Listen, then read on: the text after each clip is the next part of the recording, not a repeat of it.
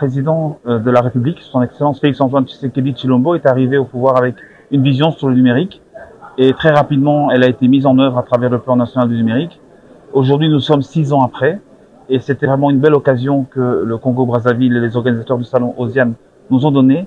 C'est comme une vitrine qu'ils nous ont offerte et nous avons exposé toutes les réalisations qui ont été effectuées depuis 6 ans dans notre pays, que ce soit au niveau du code du numérique, que ce soit au niveau de tous les projets qui sont aujourd'hui soit en cours, soit réalisés. On a un taux d'opérationnalisation d'autour de 60%. 25% des projets du PNN sont complètement terminés.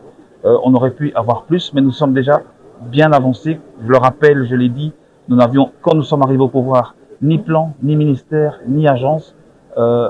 Aujourd'hui, nous avons un plan du numérique, nous avons un ministère dédié, nous avons une agence et nous avons surtout le code du numérique. C'est tout cela, ça fait partie des réalisations que nous avons pu exposer aujourd'hui. Donc notre pays avance dans ce secteur et c'était une belle occasion pour finalement nous-mêmes, aux Congolais, constater l'avancée les avancées qui étaient les nôtres et finalement pour rebondir et aller de l'avant dans une logique plus panafricaine, ça a été dit aujourd'hui, plus de mutualisation, plus de collaboration pour finalement faire face à ce.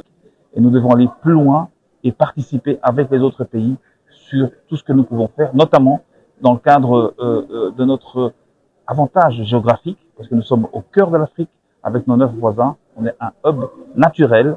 Nous avons bien sûr les richesses naturelles pour alimenter la transformation et la transition numérique, et ça à l'échelle globale. Et donc c'est autant d'éléments sur lesquels nous devons capitaliser. Et le dernier élément, les 2 derniers éléments, bien sûr, c'est la traçabilité des minerais. Le numérique, à l'initiative de la RPTC, eh bien, devrait être à la pointe sur ces questions parce que nous sommes les premiers concernés. Bien sûr, il y a les enjeux liés à l'agression dont nous sommes victimes.